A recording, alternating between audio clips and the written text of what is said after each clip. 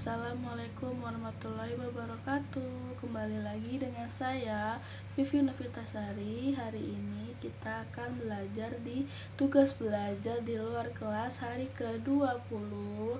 Hari ini saya akan menjawab pertanyaan dengan tema kurikulum baca yang kelima. Yang A, pertanyaan mengenai D4HVK. Nomor 1, apa kepanjangan dari D4HVK? Yaitu adalah dikte 4 huruf verbal kembar. Nomor 2, apa pengertian dari D4HVK?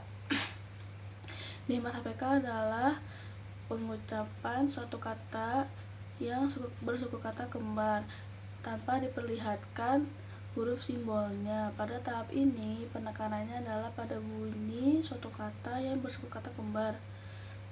Nomor 3, apa syarat sebelum mengenalkan D4HVK? Syaratnya adalah anak harus mampu menguasai materi dari 4HVK.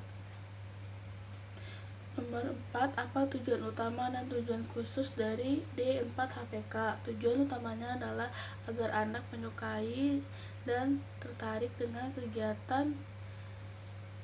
kegiatan huruf verbal D4HVK.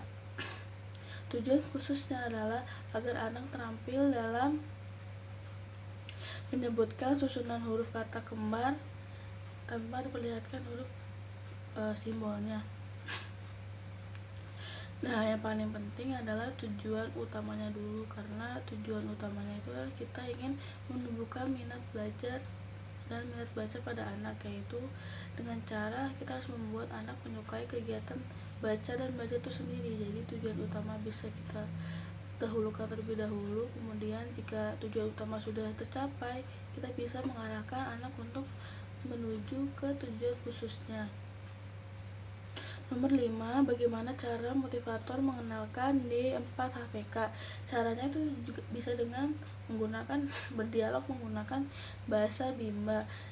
Kegiatan ini bisa dilakukan pada awal, inti, dan akhir dari Bimba.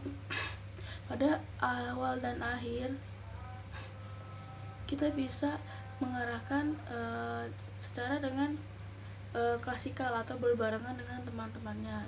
Tapi pada kegiatan inti kita bisa secara individual dengan masing-masing dari anaknya sendiri, dan kita mengucapkannya itu sebanyak 3 kali agar ketika anak mendengar satu kali kita berbicara tentang suatu kata yang kita sebutkan, anak masih belum mengerti, kemudian untuk kedua kalinya anak sudah mengerti nih, sudah tahu apa yang kita sebutkan, tapi anak masih malu.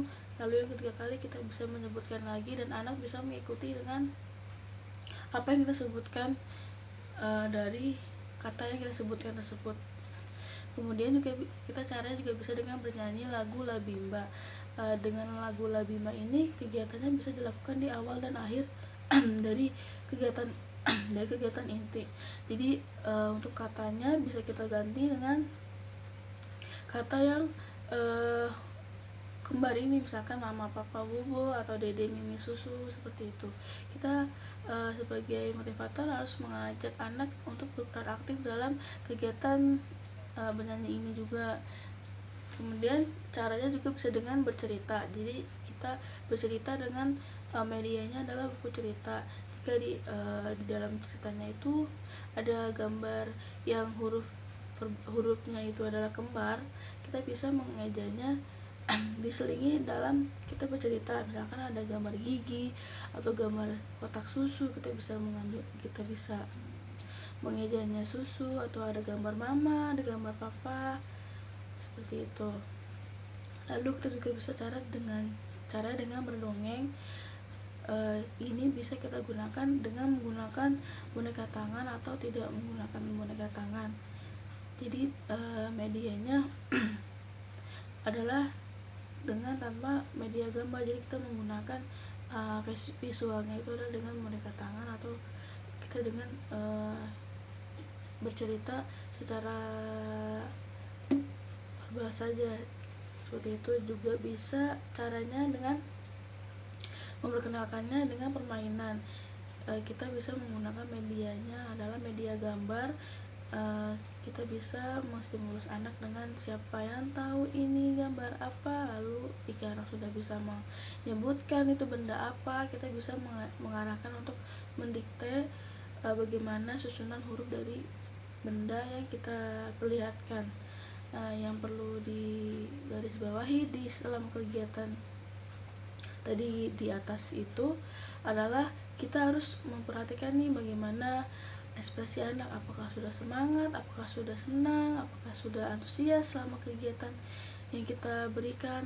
Kemudian juga jangan lupa untuk memberikan reward pada anak, bisa berupa tos atau juga dengan jari jempol, kakak keren banget, kakak bagus, atau juga bisa dengan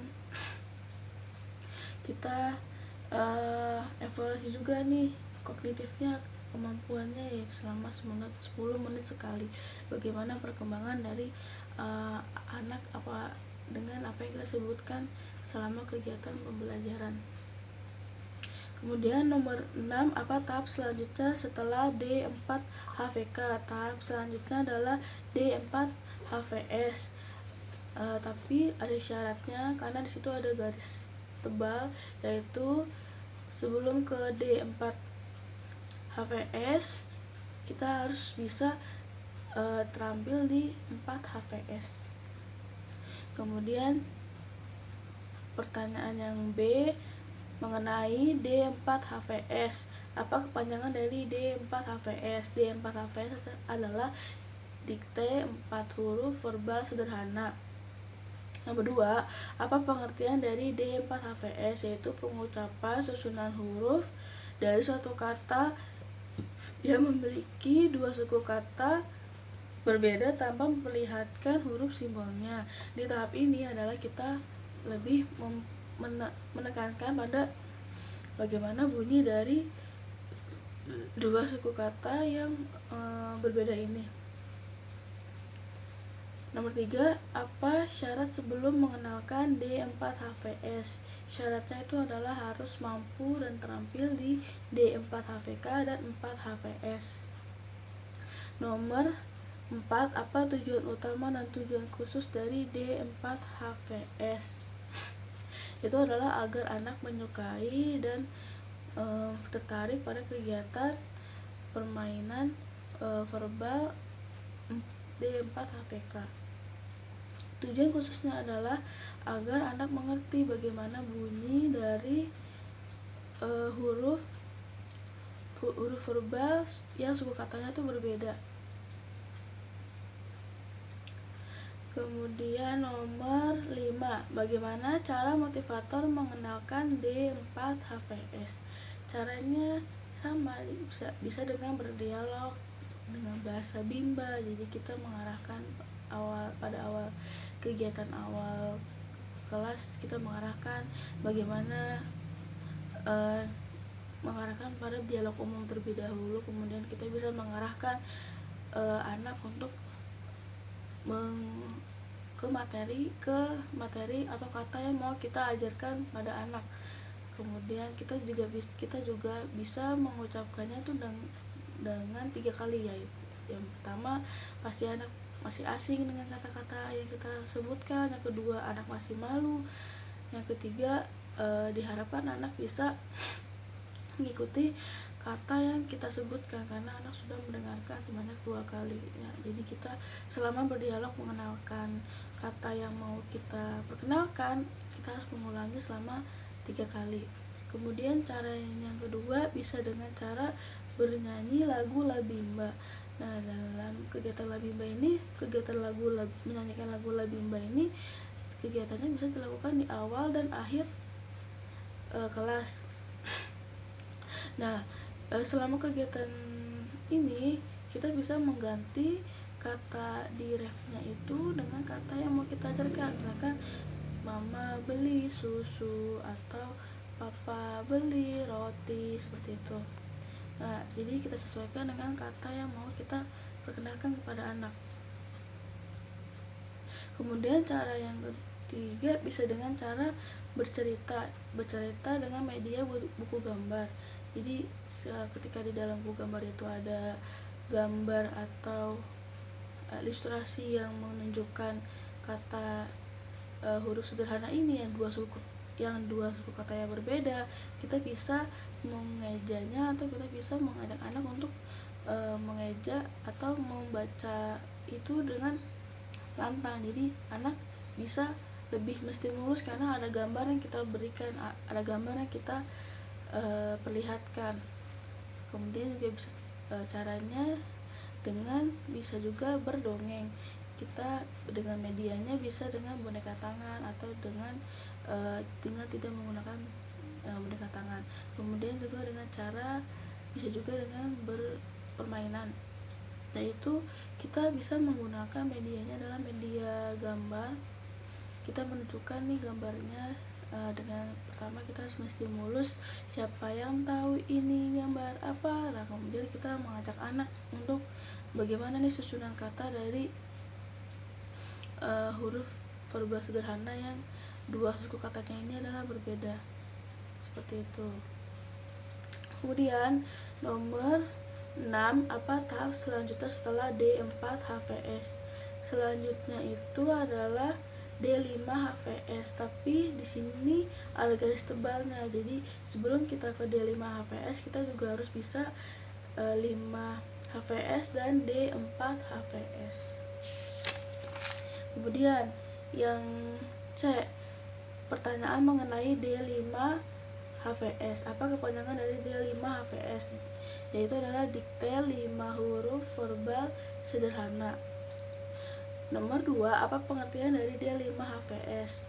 Yaitu adalah pengucapan dari 5 huruf yang berbeda secara verbal tanpa diperlihatkan huruf simbolnya.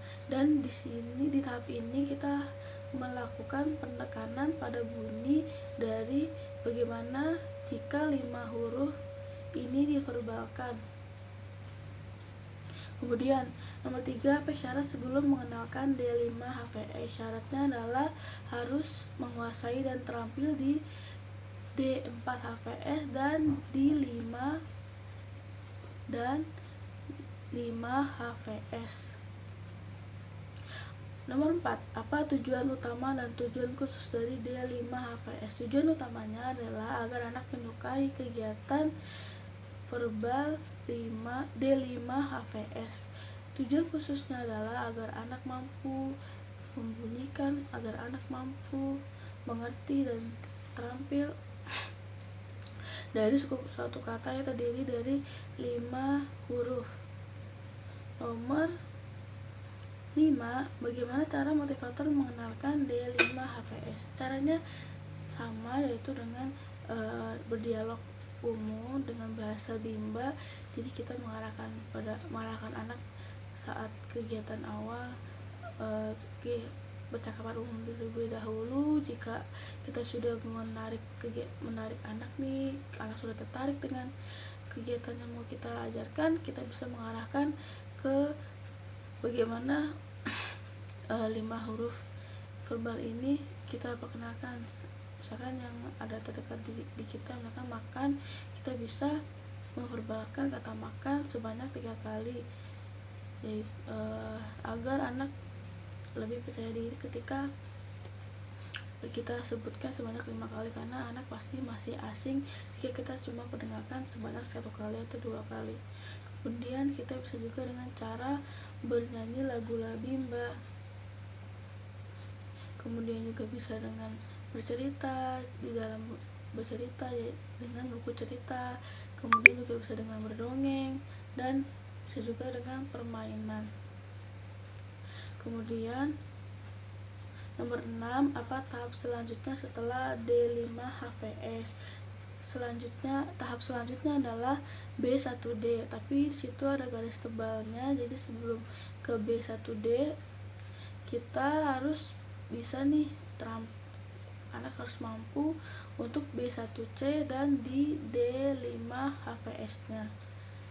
Cukup sekian video dari saya, kurang lebihnya saya mohon maaf. Assalamualaikum warahmatullahi wabarakatuh.